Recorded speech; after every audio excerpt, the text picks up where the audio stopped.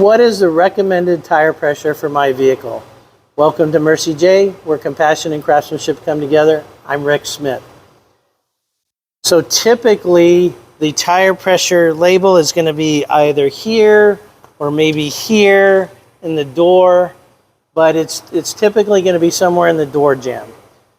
And so first of all, I want you to understand that if your car has not been modified, so it has tires that are originally designed for the vehicle, then this tire pressure is going to be what you're going to use. Now, if you read it, it will say cold tire pressure.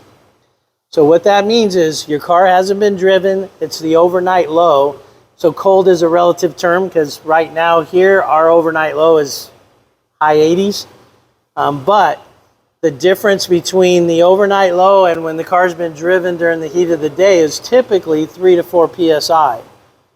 So normally when the car's in the shop, we read this number and we set it 3 or 4 PSI above this number. So that way during the overnight low when the car's sitting, the tire pressure will be at the specified value. So I hope this has been informational to you. Until next time, safe travels and blessings to you.